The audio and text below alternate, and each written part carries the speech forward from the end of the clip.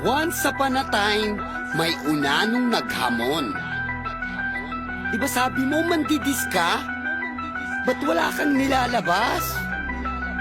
Puro pose? Puro amba? Puro dada? Puro forma? Sa liit mo ang bogay, hindi ka aabot sa akin kahit ng mga lahati.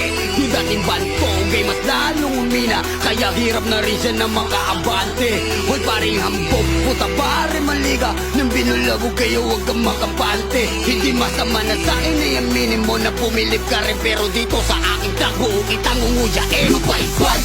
Sure na on na lablakat ng baka sa'kin ng mga chisbokang bombay. Di makakabayad utang tong unano na pasiga-siga at pajutay-jutay puta sa'king goodbye. Tanga limitado lang ang bogang kaya mo na abutay. Pansin ko lang ang inasa mo na itong padalingan eh. At kaging babalik ta rin, sa'kin babalik ka rin. Yung balik mo tindihan mo pre, dapat mag-i-end. Uusapan rap naman kung saan dapat bakbakan. Mga bulok mo na estilo na basang-basa una. Iiyak, gagawa ng multi, iwa-wordplay. Tangin ang pag-ibig ang kaya pala sumegway. At isa pa, huwag kang ang magpapakara. Nagpe-perform ka rin pala, bakit di mo sinabi talaga? Mr. OFW ng 11 years, ba't wala ka pa rin album? Yan ba may career? Yung 500 million views mo pala, galing pala yun sa pagdadabing mo. At yung pagdadaming mo ang naging tulong kaya nakilala ka dyan sa sinasabi mong putang inang karir mo. O ano na, okay na kami sa rap. Hindi ka na kailangan dito. At saka yung grupo mong sinabi mong di mo iniwan, di sana kasama mo dyan sa Amerika.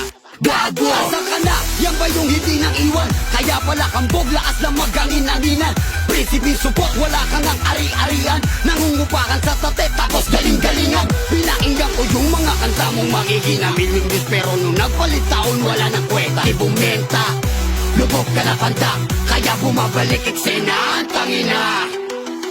Dito ka na lang sa diss track. Di ka pwedeng pan-rap battle. Wala kang flip-top, wala kang bahay-katay, wala kang sulugan, wala kang PSP. Tangina ka, masyado kang asyumero. Napakaliit mo sa paningin ko, gago. Philippine Rap Olympic 2021 Freestyle War Kings Champ. Young one, motherfucker.